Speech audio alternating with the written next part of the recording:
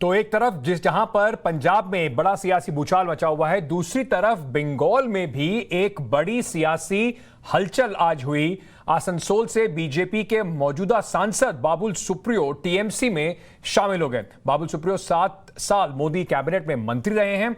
उन्होंने इसी जुलाई में मोदी कैबिनेट से उनको हटा दिया गया था और उसके बाद बाबुल सुप्रियो ने बात कही थी कि वो राजनीति छोड़ देंगे। इस वक्त आपको सीधे मैं आपको लिए चलता हूं क्योंकि बाबुल सुप्रियो साहब हमारे साथ फोन लाइन पर जुड़ रहे हैं।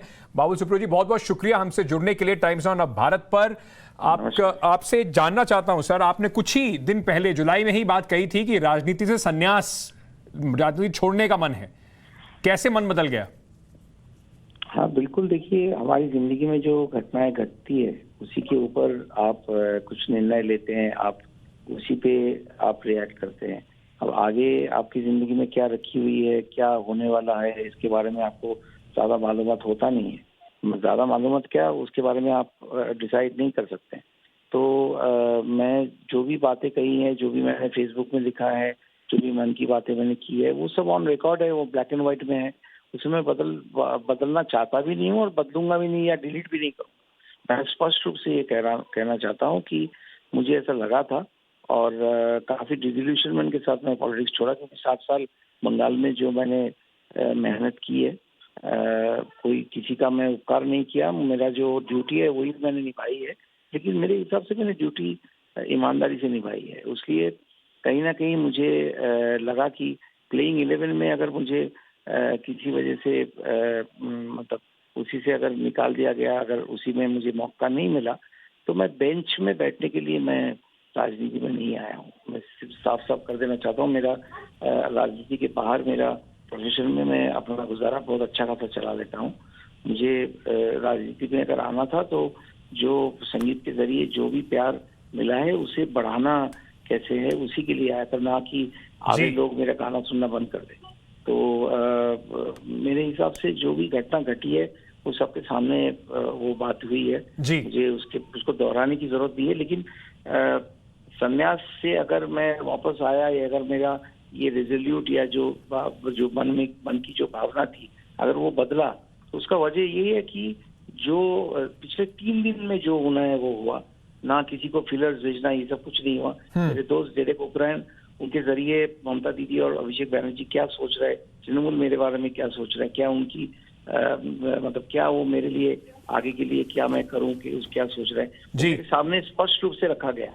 और उसमें वो चैलेंज था, वो मोटिवेशन था, वो मुझे वो रोशनी दिखी जिस वजह से मैं मेरे फैमिली, मेरे दोस्त लोग जिनसे भी मैंने बात किया, या मुझे जो लगा, सबसे बात करने के बाद मुझे ये लगा कि मुझे मालूम था कि कटाक्ष बहुत आएंगे, लोग तरह तरह की बातें करेंगे, बहुत सारे मीम्स बनेंगे, बहुत कुछ हो सकता है। लेकिन मुझे जो सही लगा कि अगर किसी टीम में मुझे जगह नहीं मिली तो जिस टीम में मुझे कोच प्लेइंग 11 में लेके मुझे खेलने का प्लेइंग फील्ड देगा, मैं मुझे वही रहना। बाबुल भाई, जैसे आपने बार बार ये अभी बात कही कि जिस टीम में आपको प्लेइंग 11 में जगह नहीं मिली, 7 साल आप मंत्री भी रहे, बंगाल में संघर्ष भी बहुत किया, तो क्या लोग ये नहीं मानेंगे कि आपको क्योंकि मंत्री पद से हटा दिया गया, इस वजह से आपने पार्टी छोड़कर अब टीएमसी का साथ थाम लिया? लोगों को लगने दीजिए। मेरा जो भावना है वो अपनी जगह पे है, लोगों का भावना अपनी जगह पे है।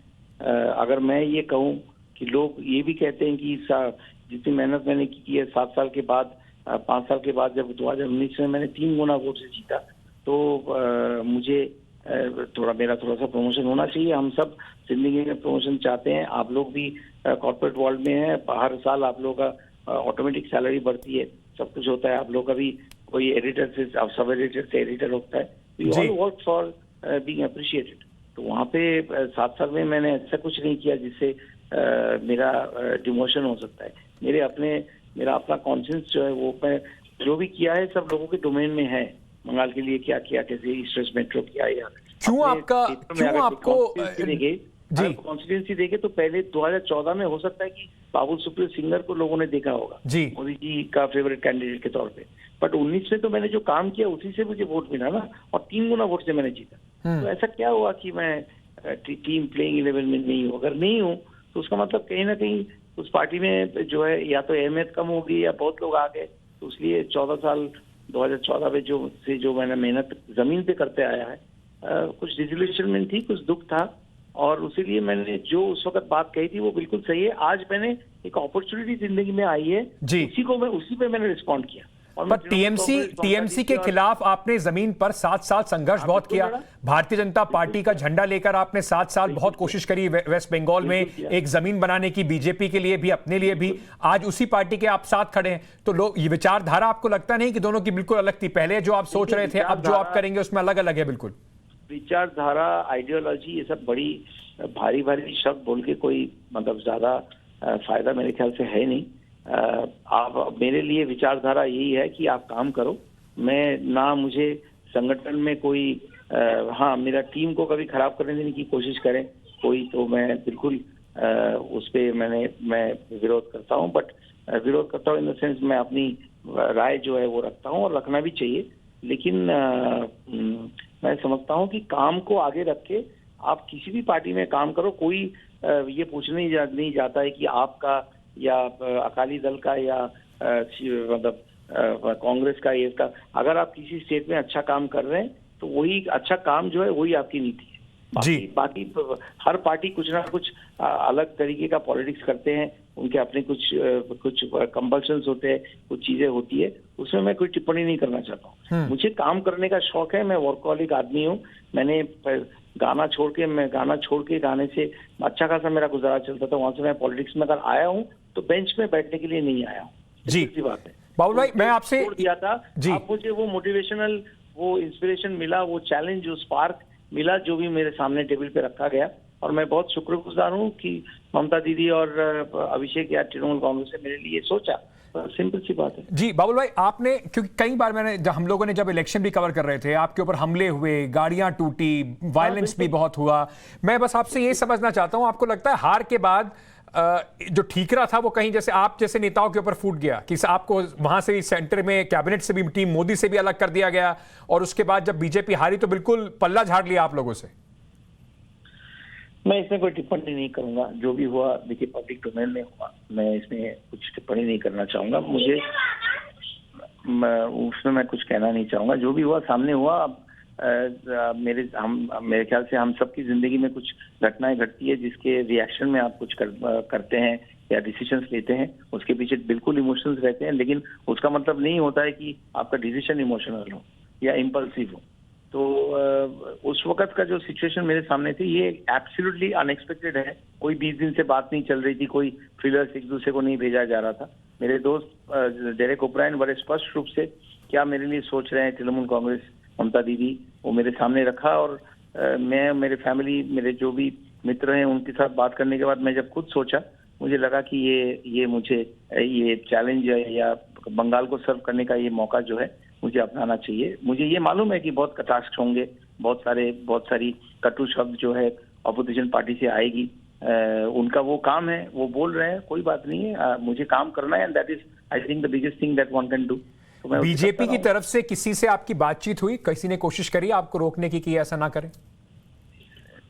नहीं, उसके बारे में भी मैं कुछ ना कहूँ तो अच्छा है। अब जब मैं किसी और पार्टी को ज्वाइन कर ही लिया तो अब ये सब बात को दोहरा के क्या फायदा है? क्या रोल रहेगा आपका पश्चिम बंगाल में? फ्यूचर का देखिए, अगर मैं अपना काम जिस चीज के वजह से मैंने ये अपना संन्यास तोड़ना या जो भी बोले, इसमें से निकलने के लिए अपने आप को इंस्पायर कर सका, inspired of the not knowing that I am going to receive a lot of flak. जी, उस दिशा में मैं कामयाब हो जाऊं, बस इतना ही आप लोगों से मेरी बाबुल भाई, रोल क्या रहेगा पश्चिम बंगाल की राजनीति में आपका? वो कहना मेरा डोमेन में नहीं है। That is not my prerogative. वो डीजी अनाउंस करेंगे, वो पार्टी की तरफ से वो बताया जाएगा। जाने से पहले बस एक सवाल आपसे और पूछना चाहता हूं कि जिस तरीके से आप, क्योंकि बीजेपी के सांसद हैं, एक तो आपको वहां से आप इस्तीफा भी देंगे, लेकिन दूसरा मैं आपसे ये समझना चाहता हूं कि क्या आपको लगता है पश्चिम बंगाल में भारतीय जनता पार्टी के लिए और मुश्किलें आगे बढ़ने वाली हैं? फ्यूचर उनका और ज्यादा मुश्किल में पड़ने वाला है और लोग बीजेपी छोड़ के वहां पर आने वाले हैं टीएमसी में? बहुत बड़ी पार्टी है बीजेपी। बहुत अव्वल नंबर के अव्वल नेता है, सब कुछ है। मेरा इस तरीके का जजमेंटल कोई कमेंट मुझे नहीं करना चाहिए। मैं अभी टीएमसी में आया हूं। अब मुझे इस पार्टी में सारी चीजें समझना है, कैसे मुझे काम करना है, सीनियर कौन से लोगों से मुझे क्या क्या देखना है वो है। बाकी बीजेपी के बारे में मैं किसी भी टिप्पणी नहीं करना चाहूंगा। They have their big leaders and I am sure that it is not appropriate for me to make any judgemental comment on that. Babul भाई, शुभेंदु अधिकारी जो टीएमसी से बीजेपी में गए, आप बीजेपी से टीएमसी में आए हैं, वो कह रहे हैं कि बाबुल सुप्रियो को जाने से भारतीय जनता पार्टी को कोई नुकसान नहीं है। ये कहना उनका फर्ज बनता है। जब शुभेंदु अधिकारी, उनका और मेरा बर्थडे सेम है, बर्थ ईयर सेम है, तो जब वो टीएमसी से छोड़ के बीजेपी में आए थे तो टीएमसी के नेता लोगों ने भी यही कहा था कि उनके जाने से कोई फर्क नहीं पड़ने वाला है। तो मैं जब अब उल्टा किया है तो उनका ये फर्ज है, ये पॉलिटिकल उनका कंपल्शन है कि वो ये कहें कि उसके जाने से कोई फर्क नहीं पड़ता है। हो सकता है, कोई बात नहीं है, मैं इस बारे में क्या कहूँ। उन्होंने उनको जो ठीक लगता है उन्होंने बात कही है, मैं इसमें कुछ इससे ज्यादा नहीं कहूंगा। मैं ये समझता हूँ कि उनका पॉलिटिकल कंपल्शन है, मुझे ये कहना ही था। पर बाबुल भाई, बीजेपी के और भी नेता आपसे संपर्क में होंगे, अब जैसे पार्टी में आप थे, और कुछ मैं कहना नहीं चाहता हूँ। बस एक काम का अच्छा अपॉर्चुनिटी है, मैं वर्कहॉलिक हूँ, मैं काम के लिए, बंगाल के लोगों के लिए काम कर पाऊंगा। मेरे क्षेत्र आसनसोल में, हाँ, मैं संसद के तौर पे मुझे एक सांसद होने के नाते जब मैं पार्टी चेंज किया, मैं इसमें कोई अटकलें नहीं होगी, कोई इधर उधर की बातें नहीं होगी। सीधा मैं जब भी 3 दिन में दिल्ली वापस आऊंगा, मैं अपना इस्तीफा सौंप दूंगा माननीय स्पीकर साहब को, और उसके बाद मैं बंगाल में जो काम करूंगा उसमें obviously Asansol is very close to my heart, it will always remain so. मैं वहां के लिए भी बहुत अच्छा काम करने की कोशिश करता रहूंगा। जाने से पहले बाबुल भाई, 2024 में आपको लगता है कि ममता बनर्जी एक प्राइम मिनिस्टरियल कैंडिडेट के तौर पर नरेंद्र मोदी को चुनौती दे सकती हैं? बिल्कुल, मेरे ख्याल से जो भी आप लीडरशिप चारों तरफ आप देख रहे हैं, 24 में क्या होगा उसके बारे में अभी से कोई टिप्पणी, मैं वही बोल रहा हूँ, मैं कोई पॉलिटिकल सेफोलॉजिस्ट नहीं हूँ कि मैं इस तरीके का कोई ये करूँ। बट लेकिन ये है कि बंगाल के जो लोग हैं उन्होंने भरोसा जताई है, और आने वाले दूसरे सिटीज में भी, दूसरे स्टेट्स में भी काफी जो है टीएमसी अपनी बढ़त जो है अपनी पहुंच बढ़ा रही है। तो आगे जाके देखिए क्या होता है। पर उनकी लीडरशिप में मुझे इतना तो मैं जरूर कहूंगा कि मेरे लिए जो उन्होंने सोचा है या जो आगे के लिए रखा है, मुझे काफी वो उसमें काफी वार्मथ, काफी वो मतलब वो क्या बोलूं, संभावनाएं मैंने देखा, वार्म देखा, और इतनी कठिन, इतनी बिटर सार वोलाटाइल पॉलिटिक्स दोनों पार्टी के बीच में हुई, फिर भी ये जो प्यार मिला वो मुझे अच्छा लगा, और उसीलिए मैं जो है ये चैलेंज को मैंने अपना लिया। इतना ही कहूँगा। थैंक यू बाबुल भाई, बहुत बहुत शुक्रिया हमें समय देने के लिए, बहुत बहुत शुक्रिया आपका। शुभकामनाएं आपको टीएमसी में आपकी पारी के लिए। Thank you so much for joining us here. Babul Supriyo की आप बात सुन रहे थे, कुछ दिनों तक बीजेपी में थे, बीजेपी के सांसद हैं, आसनसोल से 2 बार सांसद रह चुके हैं आसनसोल से, और इस बार 7 साल तक मंत्री भी रहे मोदी कैबिनेट में। और अभी पश्चिम बंगाल की हार के बाद, और जब कैबिनेट रिशफल हुआ, उनको कैबिनेट से ड्रॉप किया गया, उसके बाद से काफी नाराज थे। आज इन्होंने टीएमसी ज्वाइन कर ली है। इस पर सीधा टीएमसी कह रही है कि अभी तो खेला होबे जो है वो शुरू हुआ है। भारतीय जनता पार्टी के अभी और भी कई विधायक, कई नेता वापसी करेंगे टीएमसी में, या टीएमसी की तरफ रुख कर रहे हैं। नमस्कार, अखिलेश यादव जी, नव भारत के नव निर्माण मंच पर आपका स्वागत है।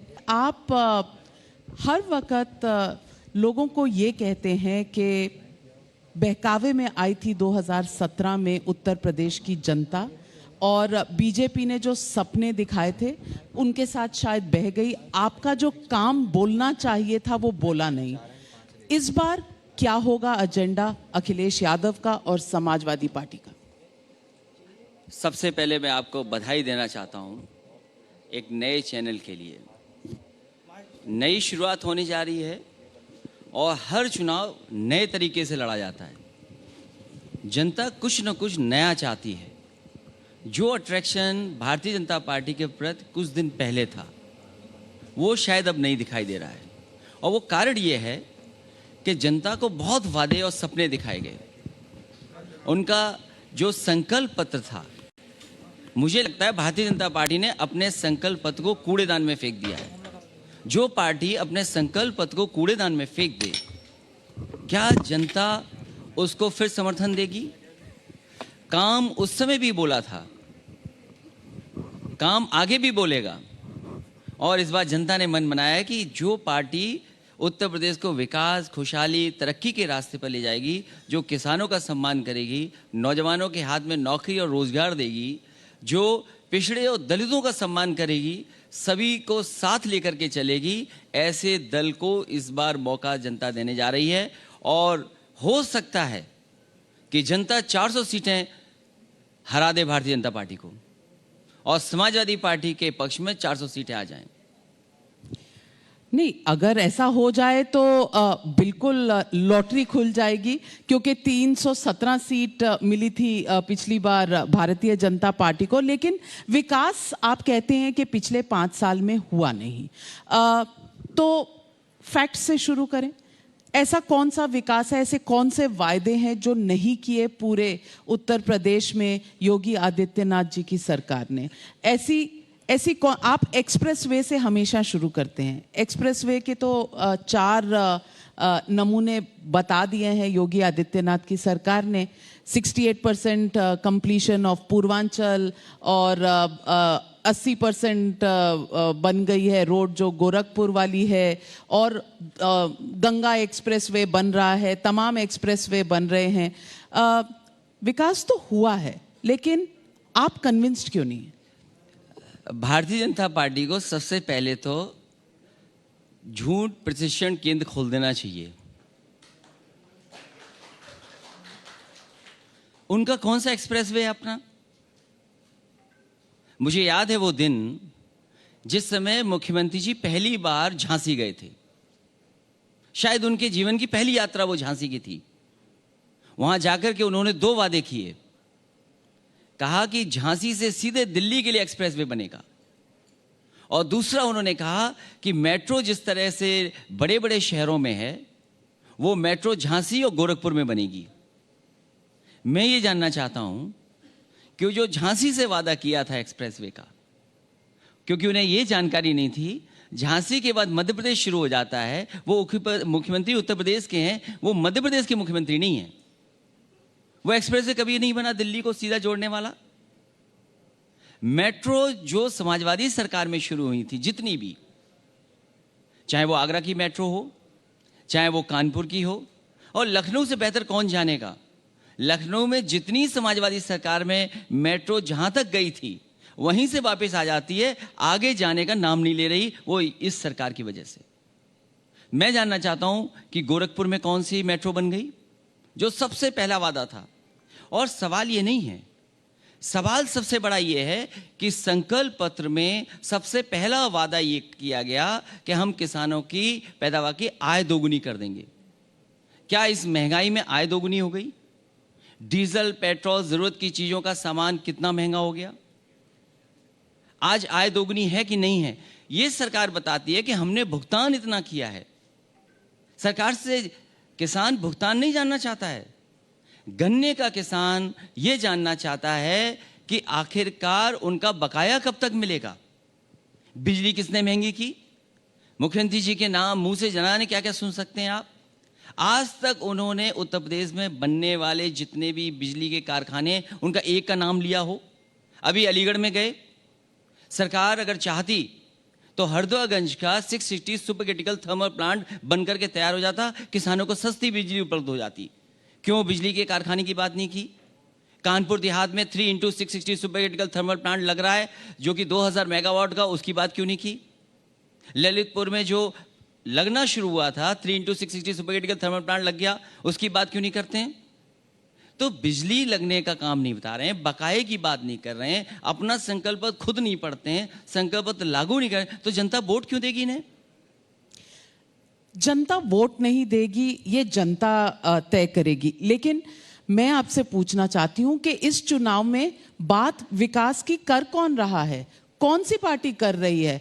ओवैसी साहब आते हैं, कहते हैं 11% या 9% यादव वोट है, वो एक मुख्यमंत्री बना लेते हैं। 19% मुसलमान जो हैं वो मुख्यमंत्री क्यों नहीं बना सकते? कोई भी पार्टी हो, अगर उसमें मुसलमान को टिकट ना मिले तो वो मेरे पास आ जाए, मैं उसे टिकट दूंगा। ये विकास की बात होती है?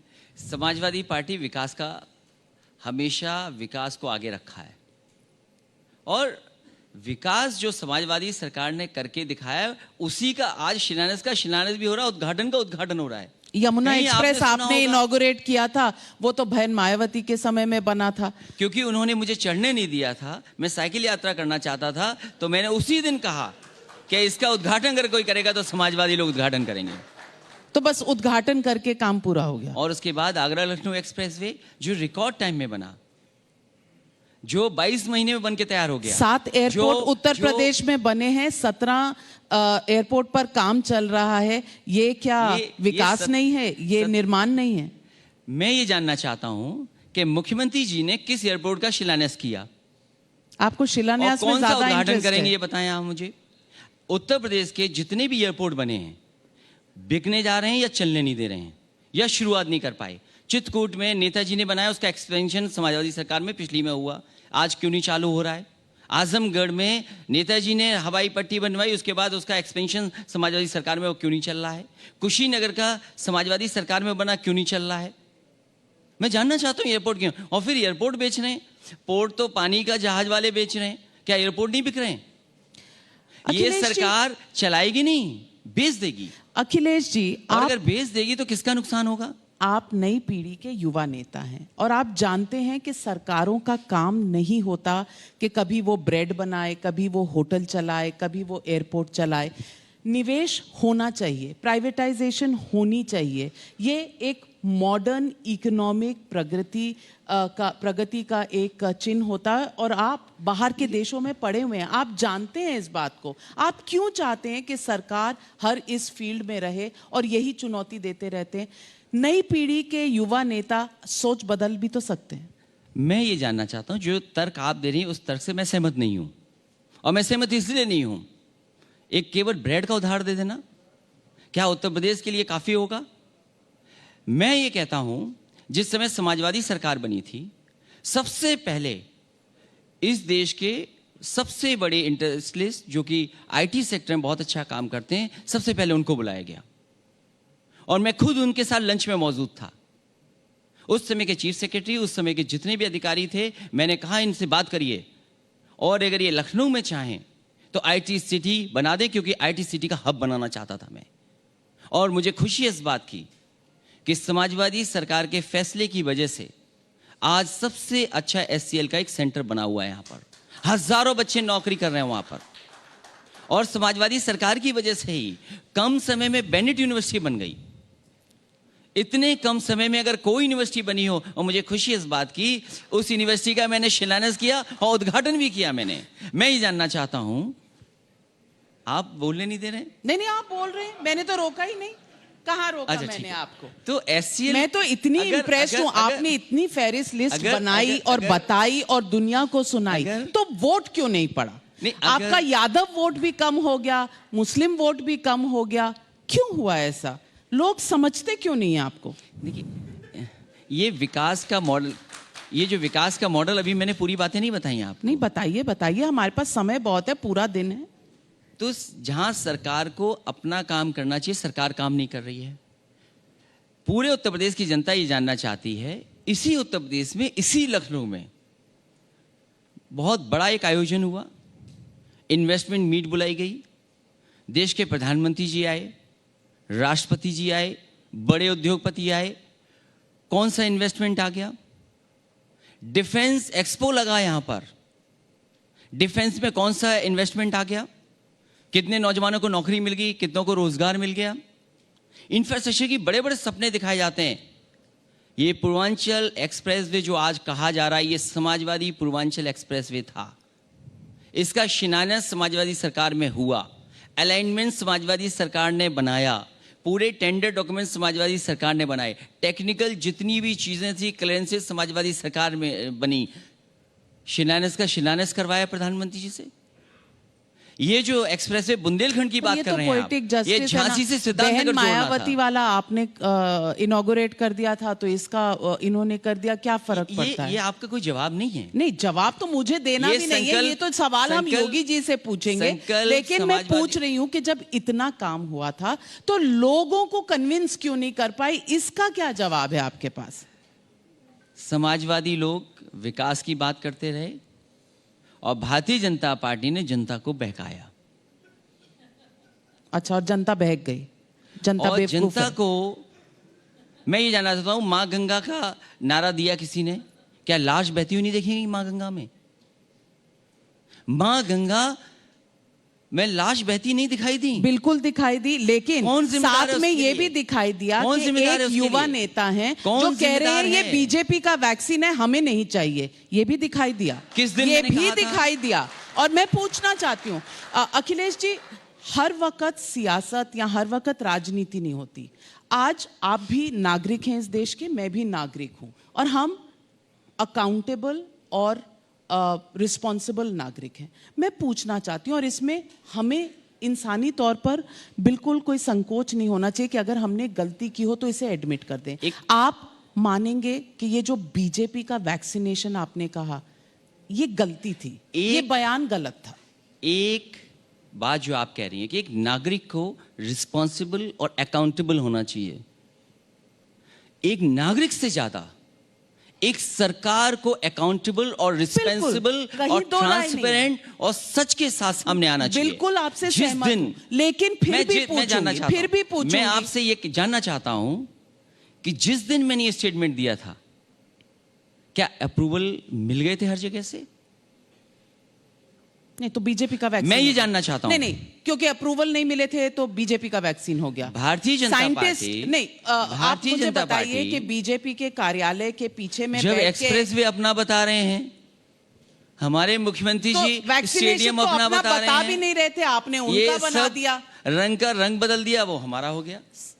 ये उन्होंने वैक्सीनेशन नाम तो बदल दिया, वो हमारा हो गया, और आपने उनका मैं तो आपसे कह रहा हूं कि चैनल का नाम तो अच्छा रख लिया कि नहीं रख लिया? अगर मुख्यमंत्री जी आए, हो सकता है इस चैनल का भी नाम बदल दें। चैनल का नाम तो नहीं बदलेंगे। आप कैसे कह सकते हैं? मैं कह सकती हूं, हमारे मुख्यमंत्री जी हैं, वो नाम बदल सकते हैं। क्योंकि मैं बहकावे में नहीं आती ना, लोग बहकावे में आते हैं, मैं बहकावे में नहीं आती। इसलिए इस चैनल का नाम, मेरा संकल्प है, हमारे ग्रुप का संकल्प है कि हम बदलेंगे नहीं। मेरा जवाब, नव भारत भी रहेगा, ये नव निर्माण भी रहेगा, ये नहीं कोई बदल सकता, आप नहीं, कोई और सरकार। मेरा जवाब और अपने सवाल का जवाब आपने खुद दे दिया। मैं आप नहीं बहकेंगी। मैं यही चाहता हूं कि जनता जागरूक हो। नदी साफ कैसे होगी? जैसे गोमती के लिए समाजवादी सरकार ने काम करके दिखाया। Day 1 Ganga action plan A में क्या कहा गया था? क्या कहा गया था? कि कोई भी नाला नदी में नहीं आए। एक एग्जाम्पलरी काम किया समाजवादी सरकार ने। यही काम आज होना है अगर देश की नदियां साफ हों। आज सवाल बेरोजगारी का क्यों नहीं उठा रहा कोई? संकल्प पत्र में 70 लाख नौकरी देने की बात की थी, कितने नौजवानों को नौकरी दे दी?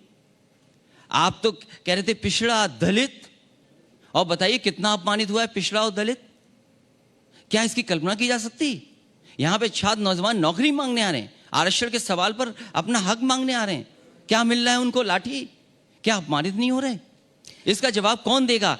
इस मुद्दे का जवाब आने वाले चुनाव में मिलेगा, और सरकार का सफाया होने जा रहा है, और बिल्कुल देगी। लेकिन अखिलेश जी, हमने अब 15 मिनट की बातचीत की, इसमें मेरे ख्याल से अगर जो लोग देख रहे हैं यहाँ पर और जो लोग टीवी पे देख रहे हैं, उन्हें कम से कम 10 से 15 ऐसी चीज़ें आपने बता दी जो नहीं हुई हैं।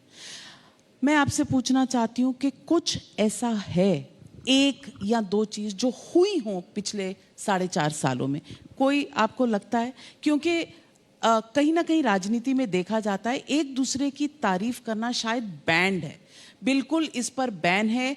अगर अच्छा काम हुआ भी हो तो उसमें कहीं ना कहीं से लूप होल निकालो।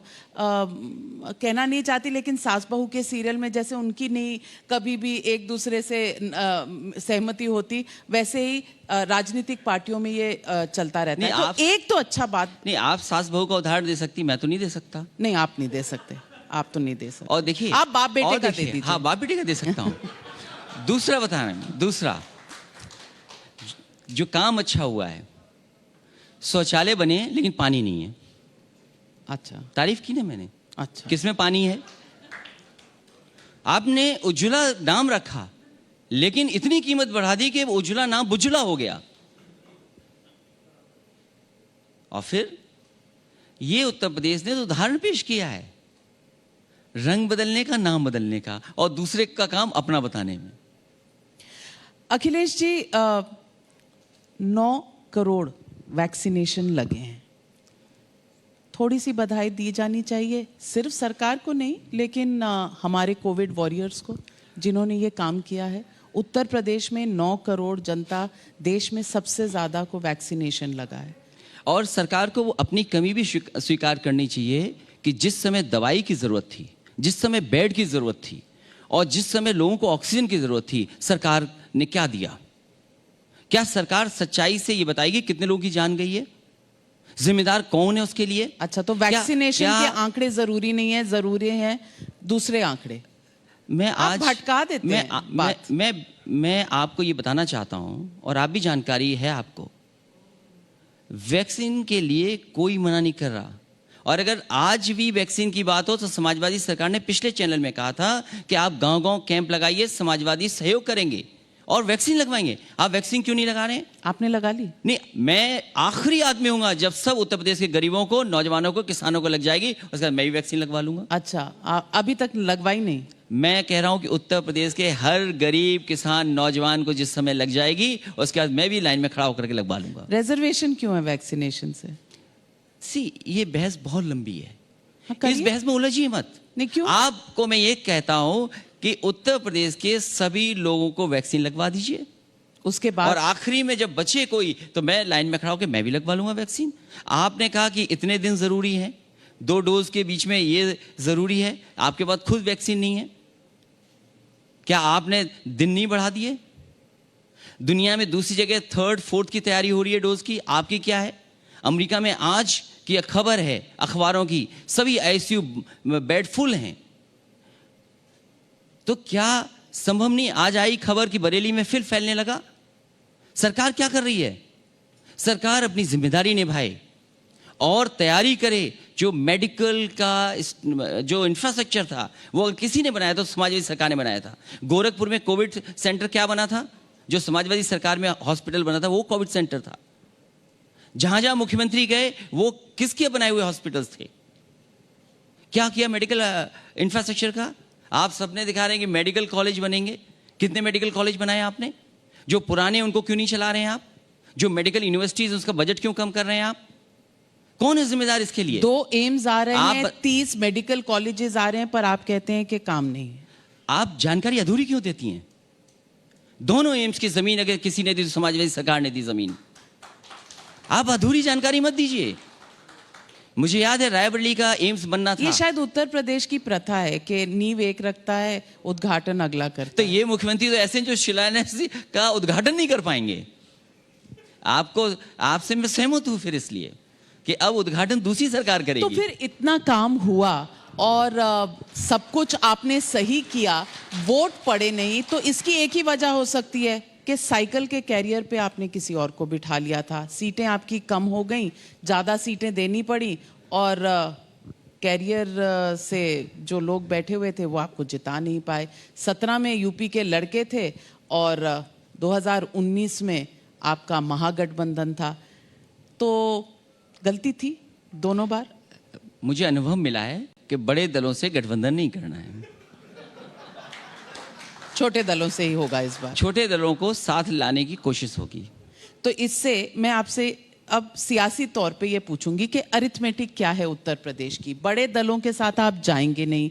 ओवैसी जी आपका एम में ओवैसी जी ले जाएंगे, वाई का कुछ हिस्सा बीजेपी ले जाएगी, तो MY में से बचेगा क्या? आप उस चश्मे से क्यों देखते हैं? नहीं, मेरे पास चश्मा नहीं। एम का मतलब महिला, वाई मतलब यूथ। महिलाएं और यूथ समाजवादी सरकार बनवाएंगी। अच्छा, तो आपने अपने पिताजी का फॉर्मूला चेंज कर दिया है और अब ये नई पीढ़ी की समाजवादी पार्टी का फॉर्मूला है, महिला और यूथ का फॉर्मूला। समाजवादी सरकार जब नेताजी थे जिन्होंने आशीर्वाद दिया, जिसकी वजह से मैं मुख्यमंत्री बना, उस समय भी लैपटॉप बट रहा था।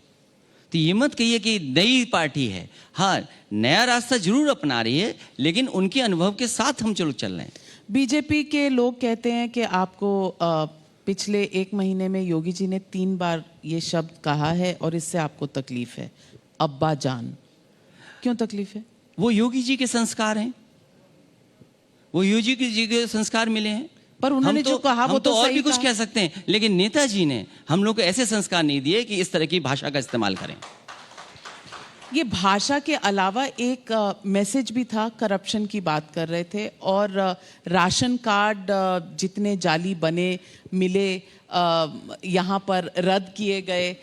सीएजी रिपोर्ट में है कि 97,000 करोड़ का कोई लेखा जोखा ही नहीं है। तो मुद्दा तो सही था। और सीएजी रिपोर्ट में कुंभ के बारे में क्या कहा गया है तो क्या ये बात यही रह जाएगी? आप कि करप्शन किस में था? अगर कहीं सुधार करना था, 4.5 साल में क्या सुधार किया आपने? क्या नया परिवर्तन लाने का काम किया? और अगर जो पुराना जितना परिवर्तन लाया था समाजवादी सरकार में था, मुझे याद है रतन टाटा जी आए थे जब हम पीडीएस की स्कीम को लॉन्च कर रहे थे, उनकी कंपनी ने सहयोग किया था और लखनऊ में सबसे पहले शुरुआत की थी। क्या पीडीएस को बेहतर करने के लिए नहीं थी वो योजना? टेक्नोलॉजी का यूज करना। आज जो डायरेक्ट बेनिफिट सिस्टम बना हुआ है, डायरेक्ट अकाउंट में है, सबसे ज्यादा अकाउंट समाजवादी सरकार में बने हैं। अच्छा, सबसे ज्यादा अकाउंट खुले समाजवादी सरकार में, सबसे ज्यादा यूपी में। जनधन से पहले ये सब हो चुका नहीं था। नहीं, आप तारीख देखिए ना। मैं आपसे ये नहीं कह रहा हूं कि मुझसे जानकारी करिए, आप एक जर्नलिस्ट हैं, आप जानकारी दीजिए कि सबसे ज्यादा अकाउंट किस समय खुले थे उत्तर प्रदेश में। बैंक्स की ब्रांचेस सबसे ज्यादा किस सरकार में खुली थी? आज ब्रांचेस बंद हो रही हैं, बैंक्स को बेचा जा रहा है। समाजवादी सरकार थी तो ब्रांचेस खुल रही थी उत्तर प्रदेश में, एटीएम्स खुल रहे थे नए नए। मैं जानना चाहता हूं कितनी ब्रांचें खुली हैं, कितने एटीएम बंद हो गए, ये सरकार बताए। और फिर इंफ्रास्ट्रक्चर की बात कर रहे हैं, जो बिजली सबसे बड़ी जरूरत है, इन्वेस्टमेंट अगर लाना है तो बिजली में सुधार नहीं हो तो इन्वेस्टमेंट कैसे आएगा? सबसे ज्यादा ट्रांसमिशन लाइन किसने बिछाई? समाजवादी सरकार ने। डिस्ट्रीब्यूशन में सबसे अच्छा काम किसने किया? समाजवादी सरकार ने। आखिरकार आपने क्या किया? कोई बिजली का उत्पादन नहीं किया, 1 यूनिट बिजली नहीं बनाई, बिजली का बिल महंगा कर दिया। ये आपका काम।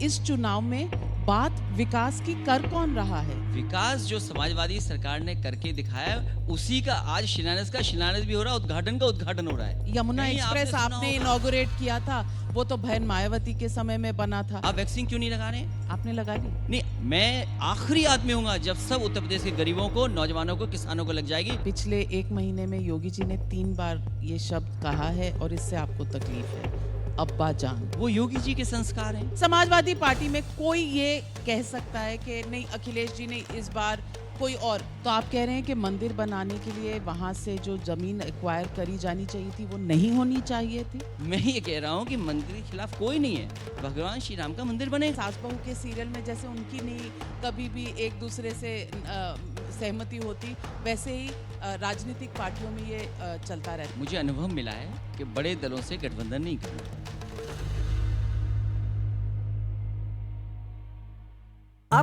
अखिलेश जी, सवाल कई हैं कि आपने कह दिया कि बड़ी पार्टियों के साथ नहीं जाएंगे, तो सिर्फ 2022 के चुनाव की बात नहीं है, लोग तो 2024 के लिए भी एक मुहिम उठा चुके हैं कि 2024 में विपक्ष की रणनीति क्या होगी। तो यहाँ पर आप कह रहे हैं बहन मायावती के साथ नहीं जाएंगे, राहुल गांधी जी के साथ नहीं जाएंगे, प्रियंका गांधी वाड्रा शायद बेटर होंगी। इस बार कहा जा रहा है उनके अध्यक्षता में उत्तर प्रदेश के चुनाव होंगे। कोई ऑप्शन है? महिलाओं की आपने बात की ना, एम फॉर महिला, इसलिए पूछ रहे हैं। दूसरे एम फॉर डिम्पल भी हो सकती है, एम फॉर हमारे महिला संगठन भी हो सकता एम है, फॉर मायावती भी जी हो सकता क्यों नहीं हो सकता है? और ये बात जानकारी होनी चाहिए, मायावती जी और डिम्पल का दोनों का जन्मदिन एक ही दिन है। जन्मदिन एक ही दिन है, लेकिन पार्टी इकट्ठे चुनाव नहीं लड़ेंगी। देखिए, जो गठबंधन है जनता में कैसे जाना है अभी तय नहीं है। तो फिर बड़ी पार्टियों के लिए थोड़ा सा दरवाजा बड़ी खुला है। पार्टियों के साथ समाजवादी पार्टी का अनुभव अच्छा नहीं रहा। तो बड़ी पार्टी तो अब रही नहीं, कांग्रेस भी छोटी हो गई है। नेशनल पार्टी तो है ना। हाँ, तो नेशनल पार्टी तो है। उत्तर प्रदेश की जनता इस बार उत्तर प्रदेश में बदलाव देख रही है, क्योंकि इतने झूठे सपने किसी ने नहीं दिखाए होंगे जितने सपने सरकार ने दिखाए। क्या जवाब है आपके पास महंगाई का? कोई जवाब है आपके पास?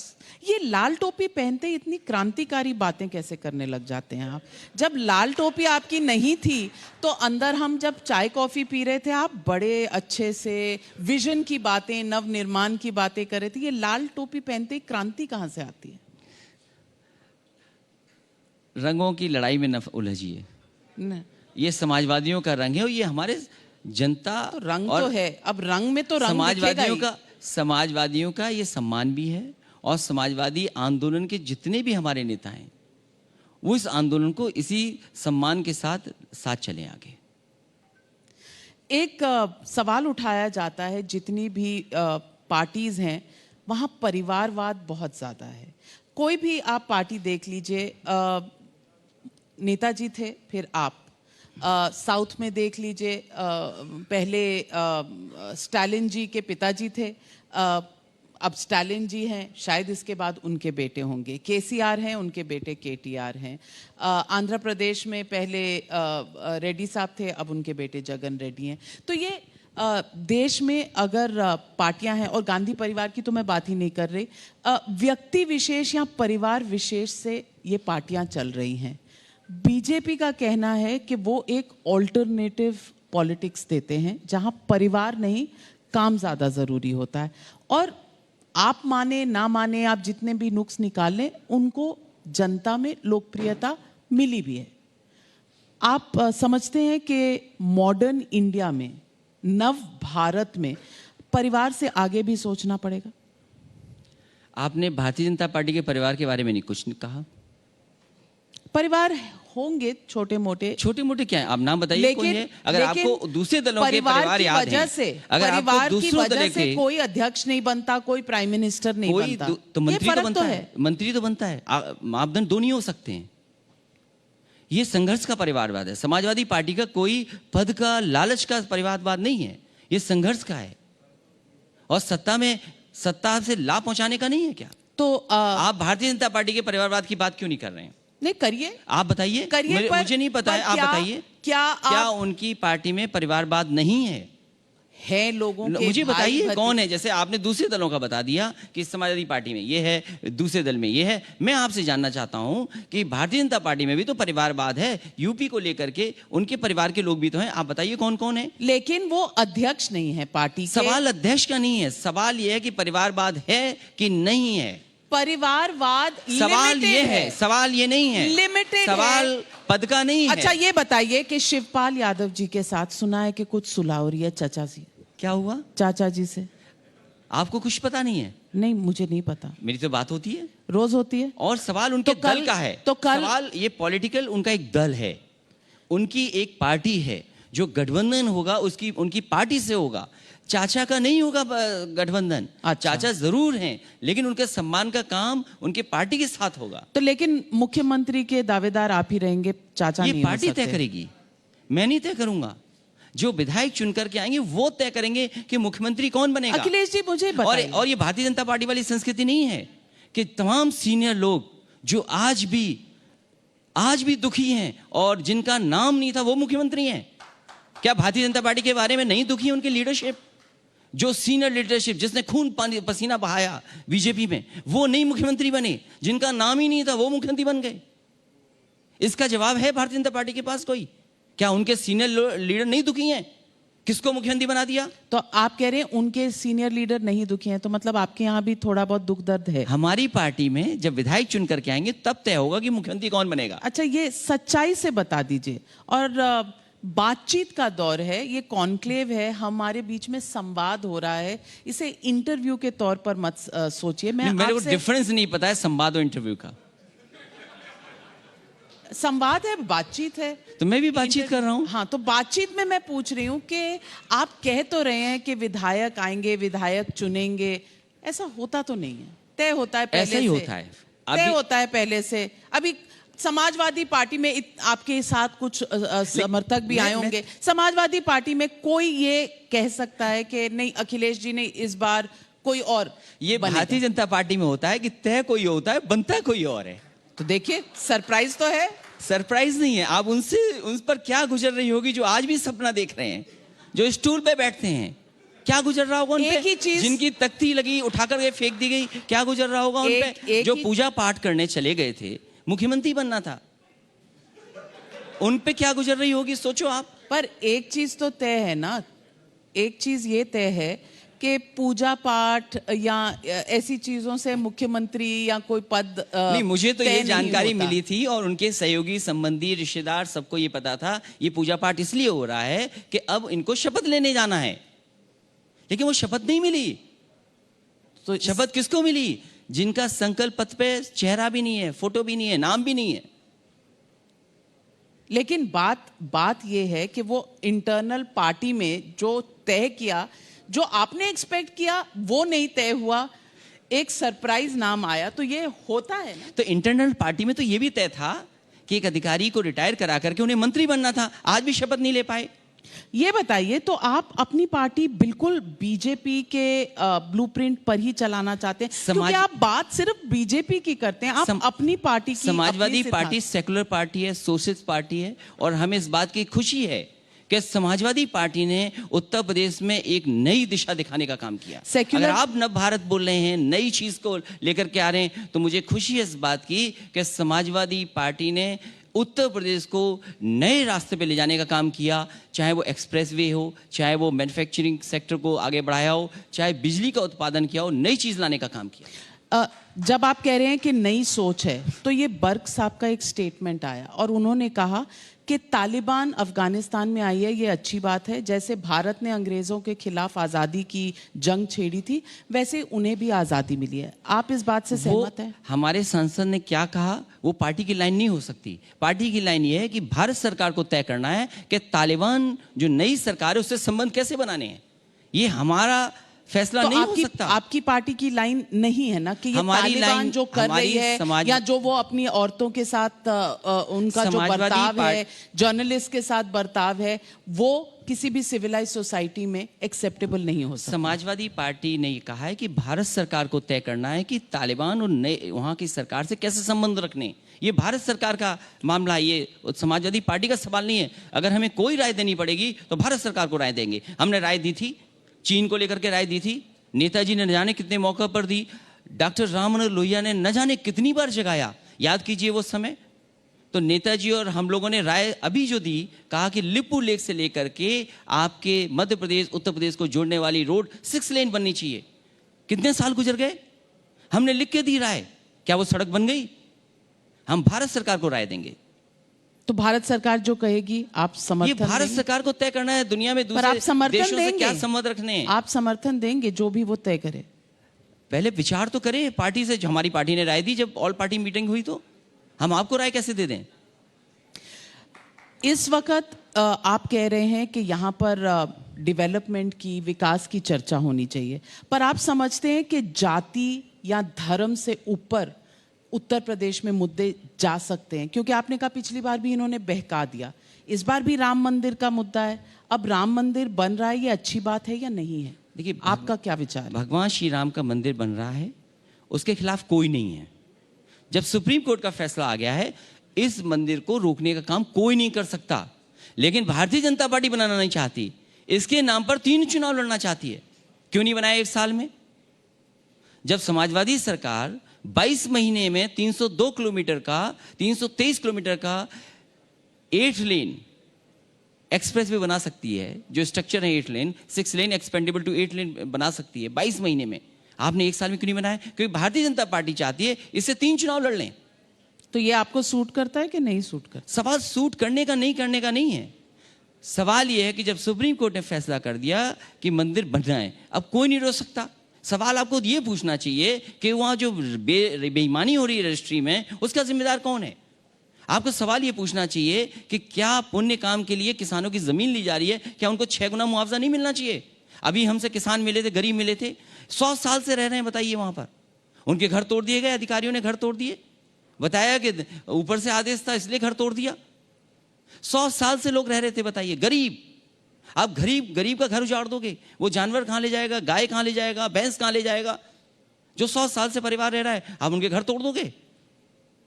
क्या है? यही संस्कार है आपके? सरकार यही चलती है ऐसे? तो आप कह रहे हैं कि मंदिर बनाने के लिए वहां से जो जमीन एक्वायर करी जानी चाहिए थी वो नहीं होनी चाहिए थी? मैं क्या बोल रहा हूँ, आप क्या जानना चाहती हैं? जानना चाहती हूँ। मैं ये कह रहा हूँ कि मंदिर के खिलाफ कोई नहीं है। भगवान श्री राम का मंदिर बनेगा, मंदिर के खिलाफ उसके खिलाफ नहीं है, कोई नहीं परंतु है। सुप्रीम कोर्ट ने फैसला दे दिया। इनको रोक कौन रहा है? आप रजिस्ट्री में बेईमानी क्यों कर रहे हैं? क्या आप सवाल पूछेंगे इस बात का? पूछा है, आप बिल्कुल पूछा पूछिए, है। आप पूछिए कि रजिस्ट्री में बेईमानी क्यों हो रही, और सब रजिस्ट्रियां क्यों नहीं बताई जा रही हैं कि इस तरह बेईमानी हुई है? आप मुझे ये बताइए। मैं ये जानना चाहता हूं कि गरीब जो गरीब 100 साल से रह रहे थे, जिनके परिवार रह रहे थे, आपने क्या इंतजाम किया? उनके घर तोड़ दिए रातों रात में। रात में क्या जरूरत है आपको घर तोड़ने की? अगर आप कानूनी कार्रवाई करना चाहते हैं, दिन के उजाले में क्यों नहीं करते? रात में कौन करता है इस तरह के काम? तो रात में कौन करता है इस तरह के काम? सवाल रात में कौन करता है ऐसे काम?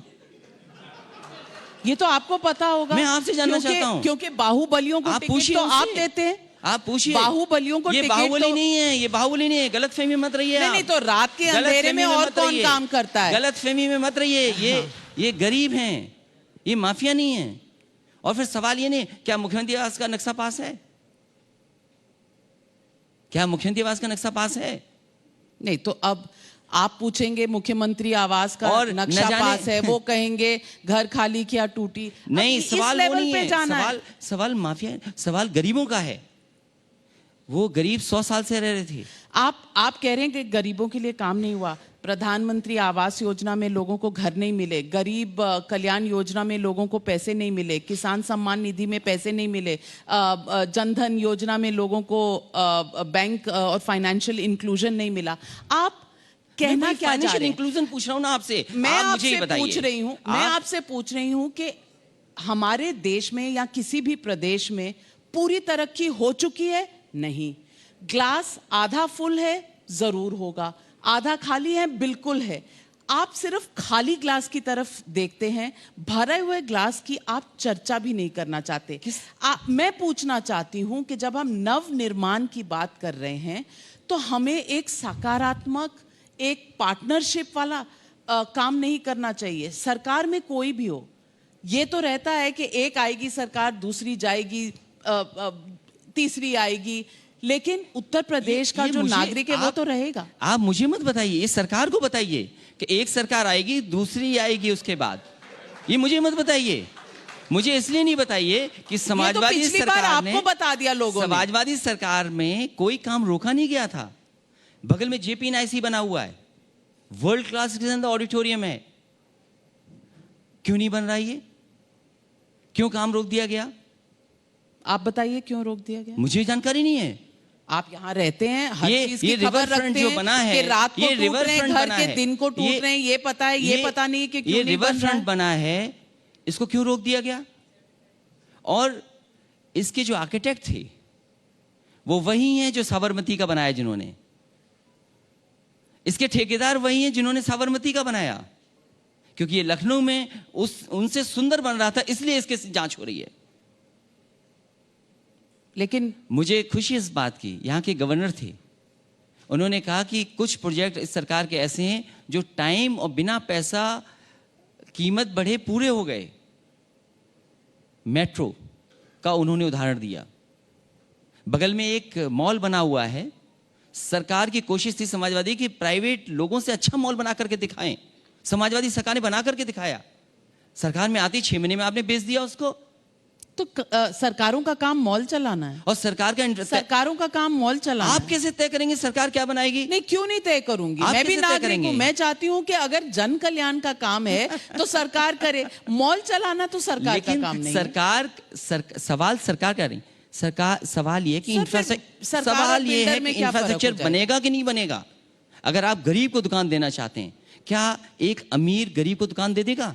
आपने 3 कानूनी बिल लाए किसान के, आप हर चीज अगर उद्योगपति को दे देंगे तो गरीब का क्या होगा? आज आंकड़े आए हैं कि कितने परसेंट लोगों पे पूरी संपत्ति है। आपने बात करी, किसान के कानूनों की आपने बात करी, और हाल ही में ये पूरी तरह से प्रूव हो चुका है कि ये एक पॉलिटिकल मंच है। और कांग्रेस के लोगों ने ये कह भी दिया है कि इसे हमने पॉलिटिक्स के लिए खड़ा किया था। तो ये पॉलिटिकल मंच है, इसमें किसानों के मुद्दों पर आप सवाल से चर्चा है। भागिए मत। नहीं, मैं कहाँ भाग रही हूँ। सवाल ये है, एयरपोर्ट पे बेच दिए गए, मान लीजिए सरकारी संपत्ति बेची जा रही है, आरक्षण कौन देगा इनको, पिछड़े और दलित को? मुझे आप बताइए कौन देगा? आपकी जानकारी में होगा कि अगर आवास विकास है, अगर प्लॉटों का आवंटन है, उसमें भी आरक्षण है। क्योंकि जो गरीब है, जो पिछड़ा है, उसको कैसे बराबर खड़ा करें? आप कहते हैं कि प्राइवेट सरकार का काम नहीं है ये। और एक जमाना था, और इतिहास के पन्ने पलटिए आप, कि एक फैसले से कंपनी सरकार बन गई थी। बैटल ऑफ प्लासी के बाद जो वहां से फैसला हुआ लंदन से, तो आप कह रहे हैं वो दौर फिर आएगा? लंदन से जो फैसला हुआ, एक कानून ने कंपनी को सरकार बना दिया, और ये सरकार की चीजों को सब कंपनियों के हाथ में दे रहे हैं। ये दुख है।